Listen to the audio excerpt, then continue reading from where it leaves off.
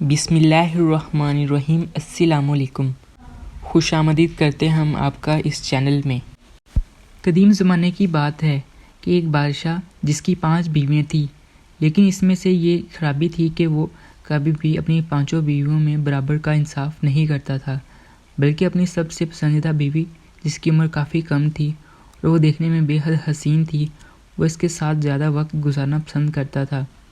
اور ملازموں اور اپنی رعایا پر بھی اس نے یہ بات ظاہر کر دی تھی کہ وہ اس کے سب سے پسندیدہ ملکہ ہے۔ سب لوگ اس بات کو بہت اچھے طریقے سے جانتے تھے، اس وجہ سے سب لوگ ہی ملکہ کی بہت زیادہ عزت کرتے تھے، جبکہ اس کے علاوہ موجود وہ 4 ملکیں بھی بہت زیادہ خوبصورت تھیں۔ اپنے نام کی طرح ان کے بھی چہرے روشن تھے،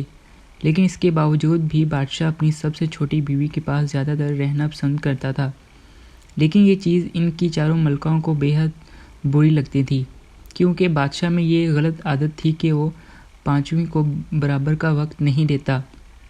وہ ایک انصاف پسند بادشاہ تھا، سب کے ساتھ دیانتداری کے ساتھ پیش آتا تھا، اپنی رعایا کا بے حد خیال رکھتا تھا، کسی کے ساتھ غلط کاری کام نہیں کرتا تھا،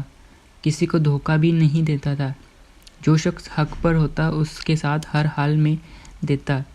کسی بھی بہتان نہیں لگاتا تھا، اور اگر کوئی شخص سامنے والے مخالف پر بلا بے وجہ بہتان لگا کر اس کو غلط ثابت کرنا چاہتا تو بادشاہ فوراً ہی اس کو پکڑ لیتا اور اس کو سزا کے طور پر کال کوٹری میں بند کر دیتا۔ وہ ایک سخت گیر بادشاہ تھا، اس میں ذرا رحم نہیں تھا، وہ مظلوموں کے ساتھ بہت ہی شفقت کے ساتھ پیش آتا تھا، کسی بھی مظلوم کو وہ جوتے کی نوک پر نہیں رکھتا تھا بلکہ اپنے سر پر بٹھاتا، لیکن اگر سامنے کوئی ظالم موجود ہو تو وہ اس کو اپنے جوتے کی نوک پر رکھتا تھا، اور اس کو بس چلے تو اس کو زمین کی تہہ پر بٹھاتا، اس کے ساتھ بہت برا برتاؤ کرتا، اس کو اس بات سے آگاہ کرتا تھا کہ اس کی رعایا میں کوئی غلط کام نہیں ہوگا بلکہ سب کے ساتھ انصاف ہوگا۔ لیکن وہ بادشاہ اپنے گھر میں ہی انصاف نہیں کر رہا تھا، وہ اپنی 5 بیویوں میں بالکل انصاف نہیں کر رہا تھا، اور اس بات سے بے خبر تھا کہ اللہ تعالیٰ اس کے اس عمل سے کتنا زیادہ ناخوش ہیں۔ اللہ تعالیٰ نے مسلمان مرد کو 4 شادیوں کی اجازت دی ہے، لیکن اس کے باوجود ان پر یہ بات ظاہر کی ہے کہ اگر تم ان 4 میں انصاف نہ کر پاؤ، اس طریقے سے تم ایک کے ساتھ رہتے ہو، باقی 3 کے ساتھ بھی تم اسی طرح رہو، تم پر لازم ہے کہ تم صرف ایک کرو۔ اگر تم 4 کو برابری کے حقوق دیتے ہو تو آرام سے جنت میں داخل کر دیے جاؤ گے، لیکن اگر 4 کو برابری کے حقوق نہیں دے پائے اور ایک کو فوقیت دی تو یقیناً تمہیں جنت کے دروازے پر ہی روک دیا جائے گا، اور تم سے اس چیز کا حساب کتاب بھی لیا جائے گا، تم کو جنت میں داخل نہیں کیا جائے گا۔ بادشاہ کی سب سے چھوٹی بیوی بہت زیادہ حسین تھی، دکھنے میں اس کی خوبصورتی کسی چاند جیسی محسوس ہوتی تھی، اس وجہ سے بھی بادشاہ اپنی چھوٹی بیوی کے پاس جانا زیادہ پسند کرتا تھا۔ اس کی عمر باقی بیویوں سے بہت زیادہ کم تھی، وہ کم سن حسین دوشیزہ تھی، بادشاہ خود کو روک نہیں پاتا تھا، وہ جب اپنی سب سے چھوٹی بیوی کو دیکھتا تھا تو وہ یکدم ہی بہک جاتا تھا، اور اس کے بعد اس کو کچھ یاد نہیں رہتا تھا کہ اس کے پیچھے بھی 4 ملکہ موجود ہیں جنہیں بھی وقت دینا چاہیے، لیکن یہ چیز باقی کی بیویوں کو بے حد بری لگتی تھی، اس وجہ سے وہ لوگ اکثر اوقات سب سے چھوٹی بیوی کے ساتھ برا سلوک کرتی تھی، اس کو اس بات کا ہر روز ہی طعنہ مارتی تھی کہ تم ایک دیہاتی کی بیٹی ہو اور ہم 4 سلطنت کے بادشاہوں کی بیٹیاں ہیں۔ بادشاہ ایک روز گشت کے لیے اپنی سلطنت میں گھوم رہا تھا کہ ان کے آگے پیچھے ان کی رعایا اس کو بہت عزت دے رہی تھی کہ اچانک ہی ان کی نگاہ ایک طرف کو گئی جہاں پر ایک باپ اور بیٹی کھیتی باڑی کر رہے تھے۔ بادشاہ نے بے اختیار ہو کر اپنے گھوڑے سے اتر گئے، یہ عمل ان سے بے اختیار ہوا تو پیچھے سے اس لڑکی کی پشت بہت پر کشش معلوم ہو رہی تھی، جس کی وجہ سے بادشاہ نے فوراً اپنے گھوڑے سے اتر گئے تھے اور وہ ایک نشان سا چلتے ہوئے ان دونوں باپ بیٹی کی جانب آ گئے جو دنیا سے بے خبر اپنے کام میں مگن تھے۔ وہ لڑکی اپنے باپ کا ہاتھ بٹا رہی تھی اور بہت معصومیت کے ساتھ اپنے باپ سے باتیں بھی کر رہی تھی۔ ان دونوں باپ بیٹی کو بالکل اس چیز کا اندازہ نہیں تھا کہ ان کے پیچھے بالکل عقب میں بادشاہ سلامت کھڑے ہیں۔ اگر ان دونوں کو اس بات کا علم ہو جاتا تو وہ فوراً ہی اپنا کام چھوڑ کر بادشاہ کی جانب راغب ہو جاتے، لیکن وہ دونوں ہی اپنے کام میں اس طریقے سے مگن تھے کہ ان دونوں کو بالکل بھی کسی چیز کا ہوش نہیں تھا، جبکہ بادشاہ بے حد اختیار ہو کر اس حسین خوبصورت دوشیزہ کو چہرہ دیکھ رہا تھا۔ وہ بالکل بھی اپنی نگاہ اس لڑکی پر سے نہیں ہٹا پا رہا تھا۔ تھوڑی دیر بنا کسی حرکت سکانت کے بادشاہ ایسے ہی اس کو دیکھتا رہا،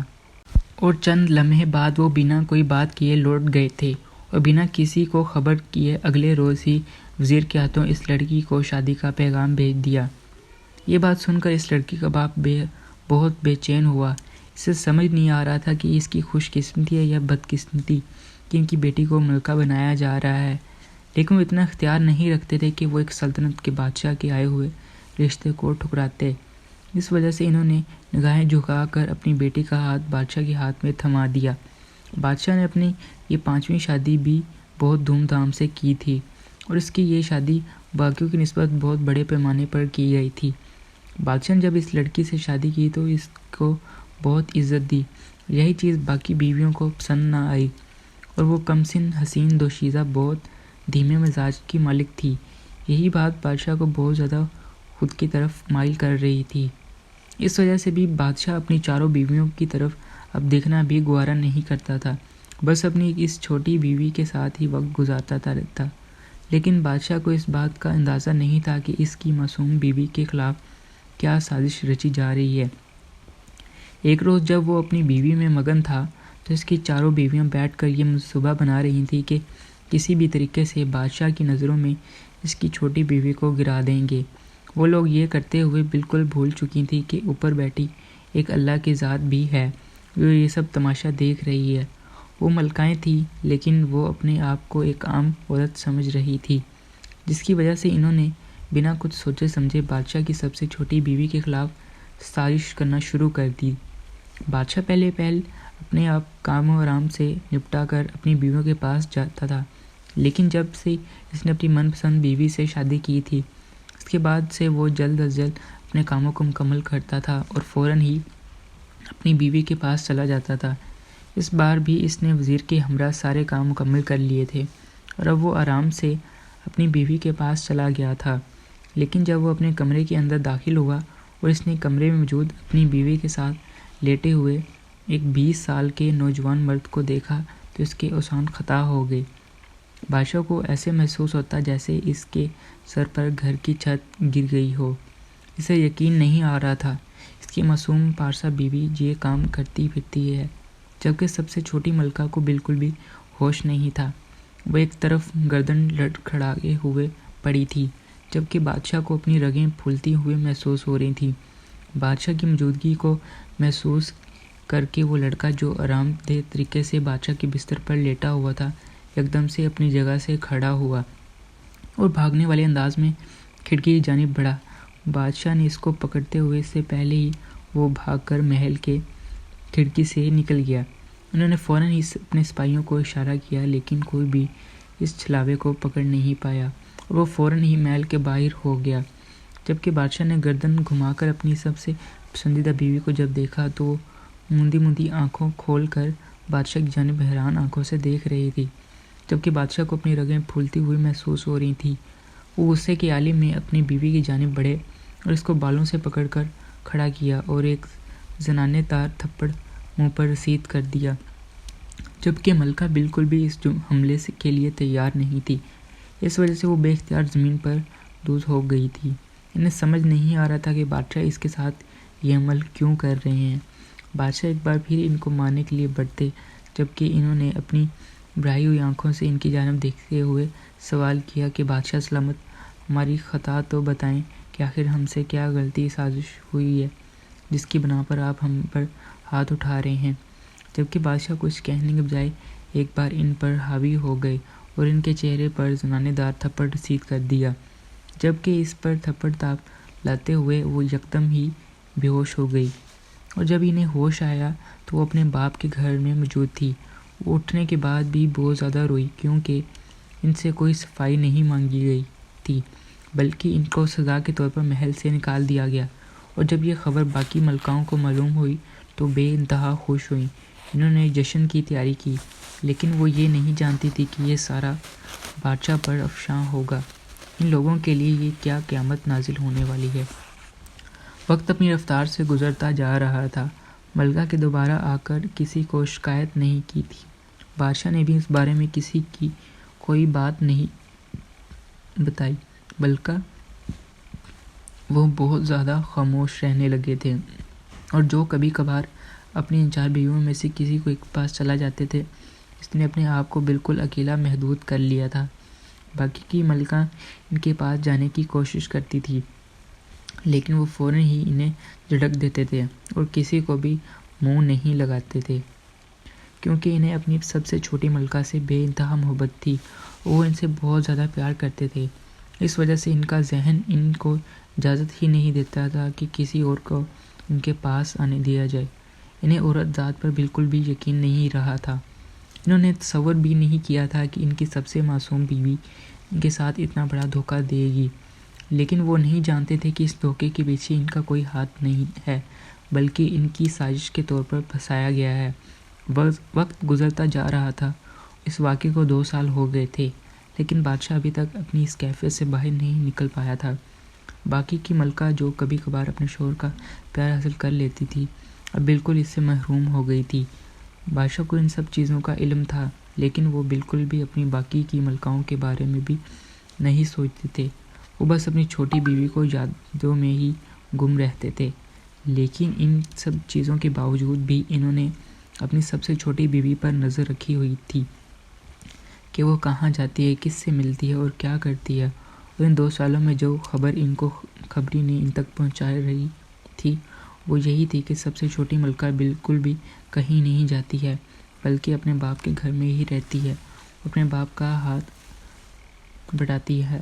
وہ کھیتی باڑی میں بھی ہاتھ بٹاتی ہے۔ بادشاہ کو یہ باتیں سن کر بہت زیادہ تعجب ہوا۔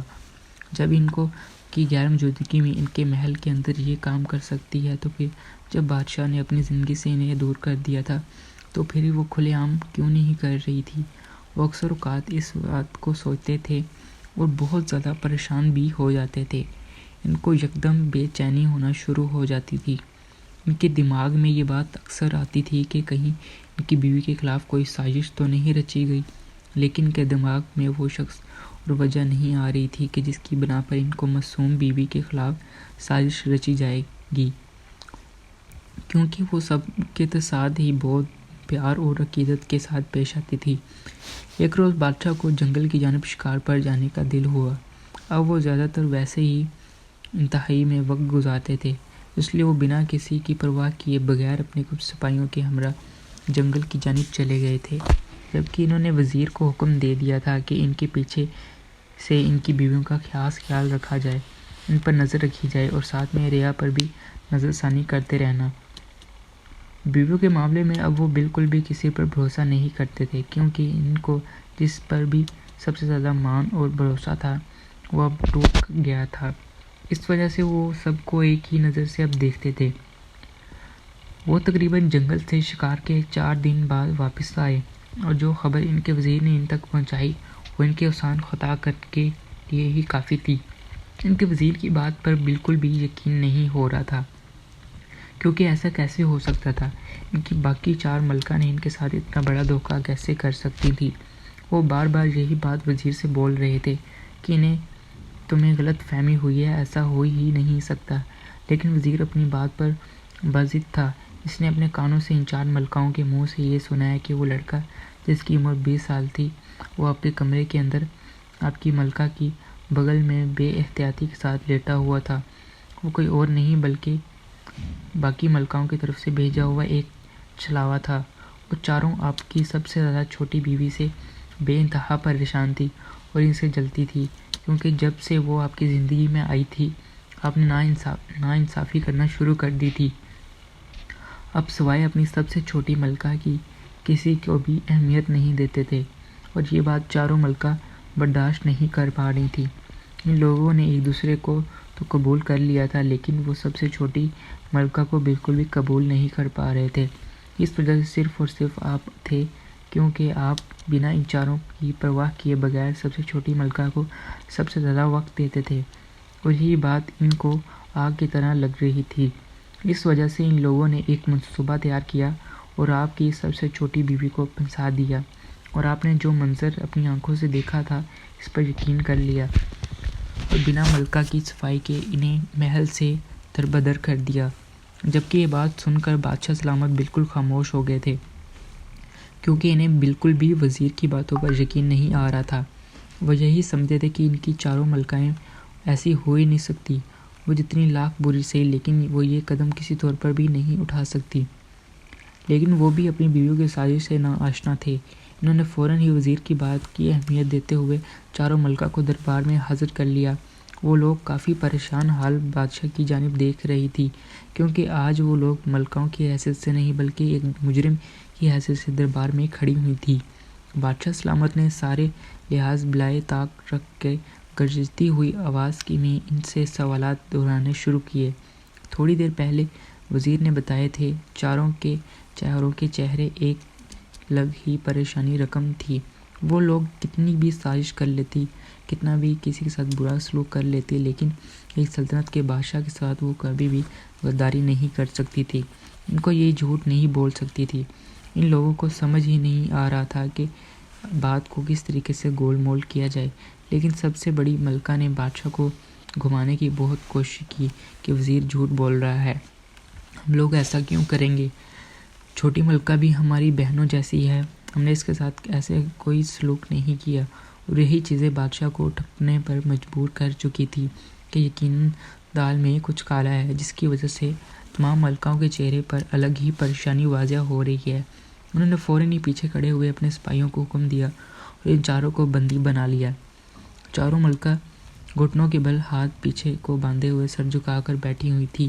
جبکہ ان کا بس نہیں چل رہا تھا کہ وہ اپنی نشست چھوڑ کر ان چاروں کا برا حال کر دیں، لیکن وہ خود پر قابو کیے بیٹھے رہے اور ان کی گفتگو سنتے رہے۔ ایک بار پھر کوشش کرنے لگے اور انہوں نے آرام اور تحمل مزاجی سے ایک بار پھر سے یہی سوال دہرایا کہ آخر انہوں نے چھوٹی ملکہ کے ساتھ یہ سب کیوں کیا، جبکہ وہ لوگ جانتے تھے کہ ان کی شوہر چھوٹی ملکہ سے کتنی محبت اور عقیدت رکھتے ہیں، لیکن اس کے باوجود بھی تم لوگوں نے اپنے شوہر کی محبت کو اہمیت نہیں دی، بلکہ اس کو اپنے شوہر سے دور کر دیا۔ ان کے لہجے میں ایک الگ ہی دکھ بول رہا تھا، جبکہ وہ چاروں سر جھکائے خوف سے کانپ رہی تھیں، کیونکہ وہ جانتی تھی کہ اب سوائے موت کے اور کچھ نہیں ہے۔ تیسرے نمبر والی ملکہ خوف سے لرز ہو کر کہنے لگی، بادشاہ سلامت، ہمیں معاف کر دیں، ہم سے خطا ہوئی ہے، لیکن اس میں آپ بھی کچھ نہ کچھ غلطی ہے۔ اگر آپ ہم لوگوں کو ہمارے حصے کا پیار دے دیتے تو ہم لوگ یہ قدم کبھی نہ اٹھاتے اور چھوٹی ملکہ بھی خوشی خوشی محل کے اندر ہی رہ رہی ہوتی۔ بادشاہ اوپر جب یہ بات واضح طور پر کھل گئی تو ان تمام چیزوں کے پیچھے کوئی اور نہیں بلکہ ان چاروں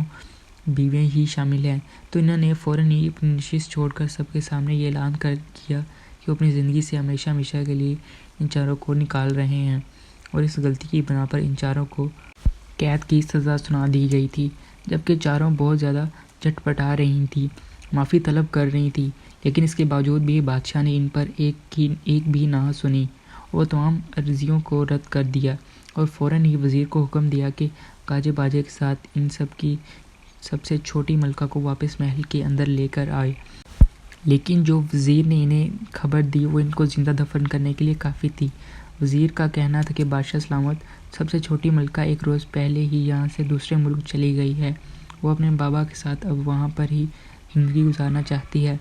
جب وہ یہاں سے جا رہی تھی تو میں نے ان کو روکنے کی بہت کوششیں کی تھی اور ان کو یہ بات بہت اچھے سے سمجھائی تھی کہ آپ سب کو کبھی بھی معاف نہیں کریں گے اگر انہوں نے ایسا قدم اٹھا لیا ہے، لیکن اس کے باوجود بھی انہوں نے میری بات کی کوئی اہمیت نہیں دی اور اپنے بابا کے ساتھ وہ یہاں سے چلی گئی۔ جبکہ بادشاہ سلامت اپنی نشست گر گئے تھے، انہیں کچھ بھی سمجھ نہیں آ رہا تھا کہ وہ اب ایسا کیا کریں کہ ان کی بیگم ان کی زندگی میں واپس آ جائے۔ انہوں نے تھوڑی دیر بعد خود کو اس اذیت سے نکالا اور خاموشی کو توڑے ہوئے وزیر کو حکم دیا کہ فوراً ہی ان کی ملکہ کی جگہ کا پتہ معلوم کیا جائے جہاں پر وہ رہنے کے لیے گئی ہیں، اور بادشاہ کے حکم کے مطابق تھوڑی دیر میں وزیر ان کے پاس یہ پیغام لے کر آیا کہ ملکہ فلاں جگہ پر موجود ہے اور اپنے باپ کے ساتھ ایک بار پھر سے کھیتی باڑی کر رہی ہیں۔ بادشاہ فوراً ہی سارے کاموں کو پیچھے چھوڑ کر اپنے شاہی لباس پہن کر گھوڑے پر سوار ہو گیا، اور بادشاہ کی کچھ سمجھ نہیں آ رہا تھا کہ پیچھے سب کچھ کیسے ہوگا۔ وہ شاہی سواری پر ملکہ جہاں پر بھی موجود تھی وہاں پہنچ گئے تھے، جبکہ ملکہ اپنے باپ کے ساتھ مصروف تھی۔ وہاں بادشاہ سلامہ کو دیکھ کر حیران ہو گئی تھی۔ بادشاہ نے وہاں جاتے ہی ان کو اپنے سینے سے لگایا اور ساری روادات سے ان کو گوشت گزاری اور ساتھ دن چلنے کے لیے کہا۔ وہ تو پہلے ہی تیار تھی، لیکن شروعات میں انہوں نے کافی نخرہ دکھائے اور تھوڑی دیر ساتھ چلنے کے لیے راضی ہو گئی، لیکن ساتھ میں بادشاہ کو یہ تاکید کی کہ محل جانے کے بعد آپ ان چاروں ملکاؤں کو بھی معاف کر دیں گے اور ان کو بھی ہفتے میں ایک دن کا وقت دے دیا کریں گے۔ انہوں نے اپنی سب سے چھوٹی بیوی کو حیرت سے دیکھا اور یہ سوال کیا، تمہارے ساتھ وہ لوگ کتنا برا کر چکی ہیں، اس کے باوجود بھی تم ایسی بات کرتی ہو؟ تو وہ مسکرا کر بولی، ملکہ کو بڑے دل کا ہونا چاہیے اور انسان بڑے ظرف والا ہی اچھا لگتا ہے۔ مجھ سے پہلے آپ زندگی میں وہ تھی، غلطی سب سے ہو جاتی ہے، انہیں بھی معاف کر دیا جائے۔ اس بات سے ثابت ہوتا ہے کہ انسان کو واقعی بڑے ظرف کا ہونا چاہیے۔ اگر آپ کو کسی کے ساتھ برابری کا سلوک کرنا ہے تو کی زندگی میں ہمیشہ خوشیاں بھر دو۔ اگر آپ کو ہمارا چینل اچھا لگا تو چینل کو ضرور سبسکرائب کر دیجیے گا۔ آپ کا بے حد شکریہ۔ اللہ حافظ۔